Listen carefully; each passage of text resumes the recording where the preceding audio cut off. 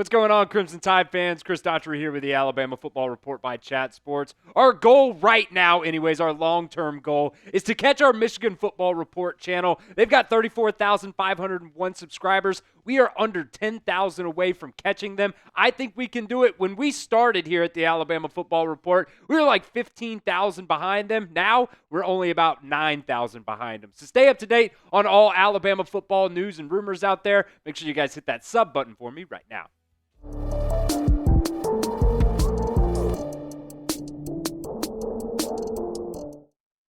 All right, there's honestly not a ton going on right now in terms of Crimson Tide news, but SEC Network did premiere the Allin Special on Monday, talking about Alabama's spring football practice and just kind of what they've been going through. There were a lot of interviews, and there were just a lot of, really good quotes that I think came out of this special that SEC Network premiered that I wanted to talk about today. Obviously, last year was just a completely insane kind of year for Alabama football. You're having to deal with a lot of coaching turnover. Players were transferring. You got to, establish not necessarily a new culture, but more of a reinvigorated kind of culture that Kalen DeBoer had to bring in here.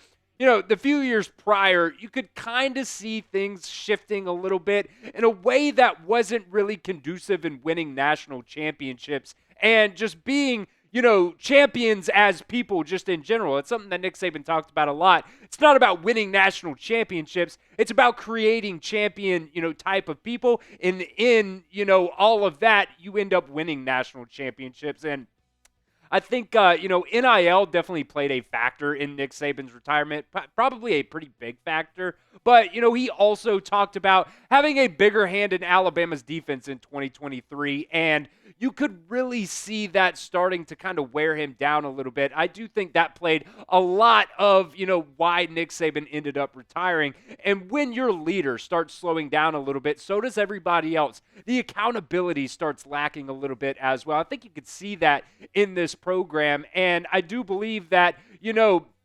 it's starting to, or Alabama right now is starting to recapture some of that, self-player-led accountability like they did used to have. So hopefully that is actually, happening. Really, the vibes around this team right now, it really does seem like that. So I really do hope that we're going to get some player-led accountability in 2025.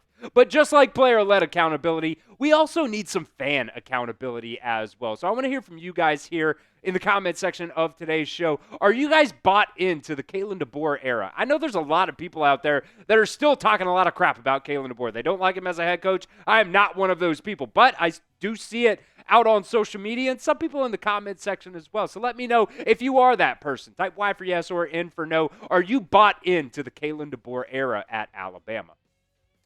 Now, one of the quotes I really liked from this documentary or tell-all, whatever you want to call it, was from David Ballou. He's Alabama's Director of Sports and Performance, talking about accountability. He said, there is confrontation that has to happen. There's things that have to be said, and there are truths that have to be said. Coming off last season, which was unacceptable, there was a lot of truths that had to be said with these guys. Now, kind of story time a little bit here. I played baseball in high school. We called these come to Jesus meetings. We weren't very great, in high school when I was playing baseball, but we had a coach that really did push us. Shout out Coach Mack. Absolutely love that guy. He was so fed up one day at practice. People were lollygagging, just half-assing things. Nobody had any accountability about them. We started running foul poles. You had to run pole to pole. When we would go, all the way across the field, come all the way back, he would be like, all right, you guys got to spill the beans.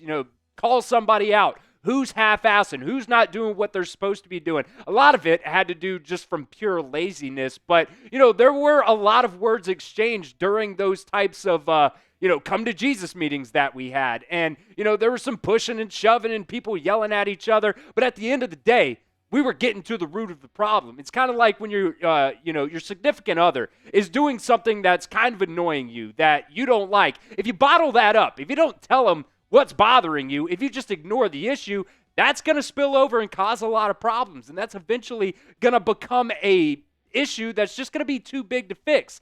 And it can cause, a strain in your relationship. And I think, some of that kind of applies to Alabama's season last year as well. You had some cancers on the team that weren't totally bought into Kalen DeBoer and this Alabama coaching staff. And I think you saw that kind of, play out last season. It's something that Ryan Williams talked about in that documentary as well, is what he was, kind of saying about the buy-in from last year to this year. He said when Coach DeBoer first got here, it was kind of a culture shock. Just listening to the other guys, some people weren't bought into Coach DeBoer yet. Now that we're in year 2, basically everyone that's here, they're bought into Coach DeBoer and the rest of the coaching staff and everything that we do. Now, I think we need more fan buy-in, too, for Alabama. Unfortunately, last year, there were some growing pains that Alabama had to go through. The good news about that, the growing pains for Alabama, is still a 9-win season. Then you have some fans out there that are like, 9 wins isn't the standard. You guys need to chill. You need to quit taking yourself so serious. 9 wins at the end of the day is still really good. There's a lot of programs out there that would love to have a 9-win season, especially coming off of the greatest 17-year run in college football history. There's not a lot of programs out there that could say that they were able to go through that coaching transition and still come back from that. I am so tired of seeing fans being so blind to the reality of the situation that was the 2024 season for Alabama football. They think everything was just supposed to be black and white. They think that there wasn't going to be any struggles for this Alabama team. They think Kalen DeBoer was just supposed to come in and take over and win the national championship in year 1 for Alabama. That was always just a ridiculous expectation for this team. We need more fan buy-in. Courtney Morgan said the number one word that you could say right now is trust. We've got to be able to trust this coaching staff. We cut some fat during the offseason in the transfer portal. The guys that are here right now, they absolutely want to be here and they want to play for the Crimson Tide. I trust this Alabama coaching staff right now to get this program back on track. Kalen DeBoer's stoic demeanor absolutely fires me up. Kane Womack being an absolute psychopath, wearing hoodies in 100-degree weather, absolutely fires me up from your defensive coordinator. Ryan Grubb calling plays, probably going to be Ty Simpson at that quarterback spot. That absolutely fires me up. So maybe I'm falling a little bit victim to the propaganda that we're seeing right now in terms of Alabama media, but I absolutely think that there is going to be a reckoning in college football this year. All right, we'll continue on with our show here in just a second, but want to give a shout out to our friends over at Fanatics. You guys can get the Alabama Scenic Polo right here just by going to chatsports.com/Bama Polo. They've got the stadium on there. They've got some different buildings around campus on there. Denny chimes, everything like that. It absolutely screams Father's Day gift to me. So if you still need a Father's Day gift, you guys can go over to chatsports.com/Bama Polo. I believe it's still 50% off right now. It was $100 originally. Still right now, believe it is still at like $49.99 or something like that. So go over to chatsports.com/Bama Polo if you want to get that today. I'll put that link in the comment section and the description of today's video as well. All right, we've got just a little bit more on today's show. Nick Saban is going to be able to add another trophy to his trophy case.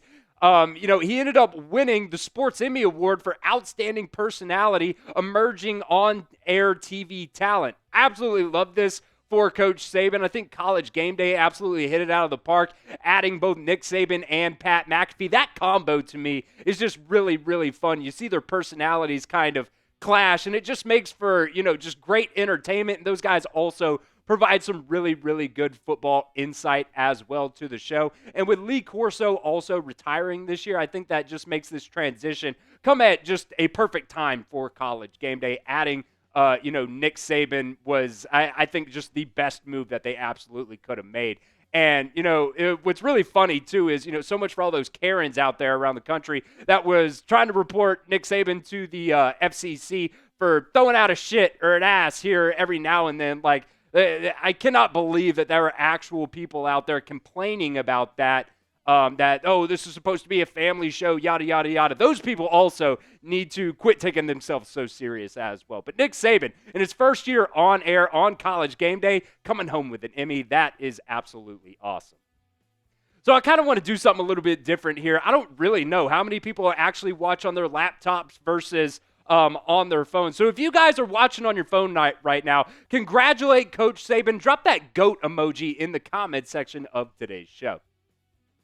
All right, the last thing that I want to talk about today, this is really, really cool, I think, as well. Keon Russell actually ended up buying his mom a car yesterday. And, really from this, I think the coolest thing about this is the fact that the way Alabama does NIL, this is what NIL was supposed to be about, right? Paying your family back because they, do so many things throughout these players' career, sacrificing, going to, practices and whatnot while these guys are growing up. And I think the biggest thing that a lot of these players, not just at Alabama, but all across the country in every single sport, a lot of these guys want to just be able to pay their parents back. So absolutely love seeing this from Keon Russell. And I know a lot of people out there, there's somebody in the comments yesterday talking about NIL and how it's ruining, college sports just in general. I think when you see stories like this, it really just does brighten things up in terms of NIL and what it really is supposed to be. So,